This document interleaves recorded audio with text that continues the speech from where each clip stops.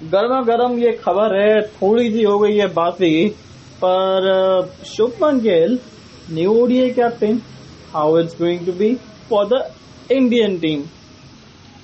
You are listening Podbean Presents #Asktavish in association with Cricket Insight में आप सभी का हाथ जोड़ के स्वागत है। और गर्मा गर्म खबर सेगमेंट में आप सभी का हाथ जोड़ के स्वागत है। हालांकि खबर थोड़ी सी पुरानी है, बासी है, पर कुछ खासी भी तो है ना, क्योंकि जिस तरीके शुभमन गिल को कप्तान बनाया गया है, आई मीन वाई इतना जल्दी क्या है भाई। टेस्ट क्रिकेट में समझ में आता है कि आपके रोहित शर्मा, विराट कोहली फोर्सफुली रिटायर हो गए हैं। विराट कोहली के लिए हम ये कह सकते हैं कि फोर्सफुली रिटायर हुए गए हैं, बट रोहित शर्मा थोड़ा सा लगता है कि उनका समय आ गया था टेस्ट क्रिकेट का। पर वनडे में तो अच्छा कर रहे थे ना वो। आई मीन वनडे के अंदर तो आखिरी चैंपियंस ट्रॉफी का विश्व कप फाइनल ही जिताया था बल्ले के साथ रन मार के। फिर भी उनको कप्तानी के अंदर से हटाया गया है। 2023 से लेके 2025 तक हिंदुस्तान ने 2 ट्रॉफी जीती है आईसीसी की, इसमें एक आईसीसी वर्ल्ड T20 2024 और दूसरा था 2025 का चैंपियन ट्रॉफी। और उसमें से कुल मिला के जो मुकाबले हुए थे, भारत सिर्फ एक मुकाबला हारा था, वो भी 2023 के विश्व कप का फाइनल। तो फिर आई मीन कप्तान इतने बढ़िया फॉर्म में थे, सब कुछ इतना बढ़िया जा रहा था, but why he should been remove from the captaincy यार। मतलब समझ भी नहीं आता ना कई बार कि अब प्रॉब्लम यहाँ पे क्या होगी कि एक नए कप्तान है, और शुभमन गिल के साथ क्या है कि 2025 के अंदर इनको ऑलमोस्ट तीनों फॉर्मेट की कप्तानी मिल गई है। T20 के वाइस कप्तान हो चुके हैं, जबकि उनका नामो निशान नहीं था, अता पता लापता सब हो गए थे पूरी तरीके से T20 टीम से। अब फिर भी टीम के अंदर जुड़े और वाइस कैप्टन बने।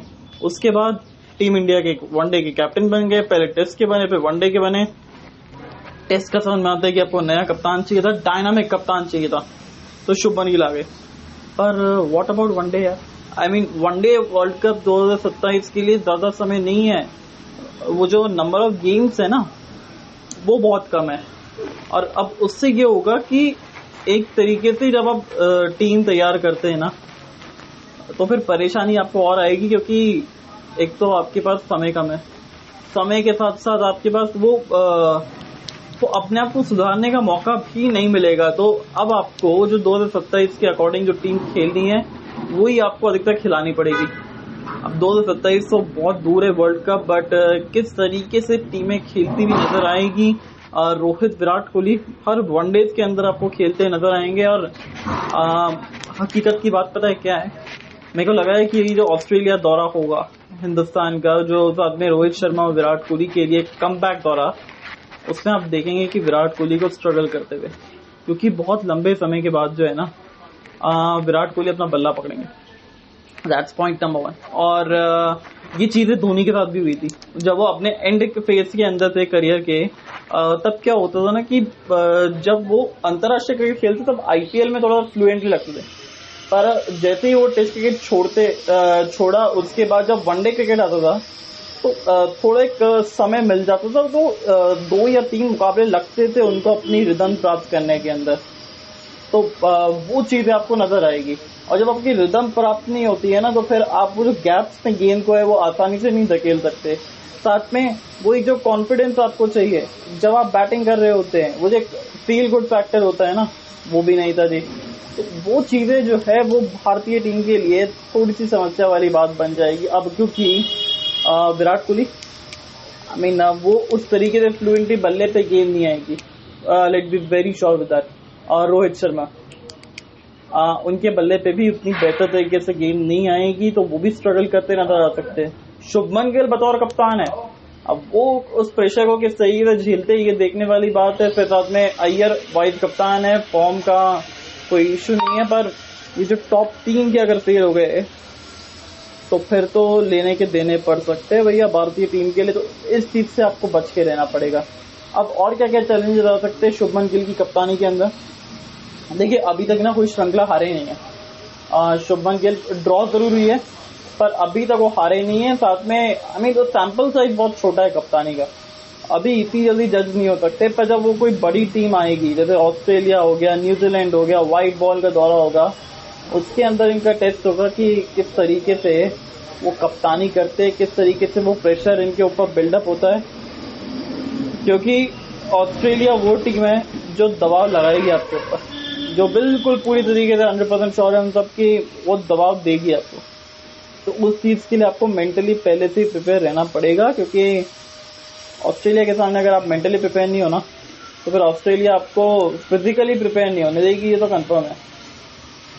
तो यहाँ पे ये चीज है जो आपको एक माइंडसेट की बात होती है, वो फैक्टर की बात होती है, वो एक जो फील गुड फैक्टर है ना, वो मुझे लगता है कि थोड़ा सा मिसिंग रहेगा जब विराट कोहली, रोहित शर्मा दोनों आएंगे। जसप्रीत बुमराह इस वनडे सीरीज में नहीं है। आई मीन क्या टेस्ट क्रिकेट खिलाना जरूरी था इनको, जिसके लिए आपने वो वनडे सीरीज छुड़वाई है, या फिर सीधा T20 वर्ल्ड कप की तैयारी के लिए। But still not to forget कि वनडे वर्ल्ड कप भी बहुत जरूरी है, मैचेस बहुत कम है, ओवर्स की जो क्वांटिटी रहती है वो बढ़ जाती है। जब आप 4 ओवर से 10 ओवर के बीच में आते हैं तो आपको 10 ओवर की गेंदबाजों की प्रैक्टिस होनी चाहिए। इसके बाद फिर आप वर्ल्ड कप में खेलते नजर आएंगे, वनडे T20 वर्ल्ड कप, उससे पहले आप IPL में खेलेंगे, फिर आपको रेस्ट क्या मिलेगा, क्योंकि अब आपको अगर वनडे टीम में रहना है तो वनडे वर्ल्ड कप के लिए आपको गेंदबाजी करनी तो पड़ेगी। Although Bumrah is a natural asset, but अगर आप उस नेचुरल एसेट को भी थोड़ा सा यूज नहीं करोगे ना, तो नेचुरल एसेट बड़े वेस्ट हो जाएगा। तो वो एक दिक्कत वाली बात है कि किस तरीके से ये जो सिलेक्शन कमेटी ने टीम लगाई है, बनाई है, किस बेसिस पे लगाई है, और is it going to win. क्योंकि अब बताओ कप्तान नहीं है रोहित शर्मा, तो पहले फिर भी उनके पास एक लायबिलिटी रहती थी कि वो कप्तान है तो इस वजह से टीम के अंदर रहेंगे, वो खेलते नजर आएंगे। पर अगर परफॉर्मेंस खराब हुई तो फिर आपको वापस से डोमेस्टिक खेलना पड़ेगा, वापस से टीम के अंदर के लिए प्रदर्शन करना पड़ेगा। ये नियम सबके लिए एक है, और आपको अपने प्लेयर्स की फिटनेस भी जांच करनी है। हार्दिक पांड्या फिट नहीं है, साथ में बुमराह की भी थोड़ी सी इंजरी का इशू लग रहा है, वो हमने देखा था एशिया कप के अंदर भी।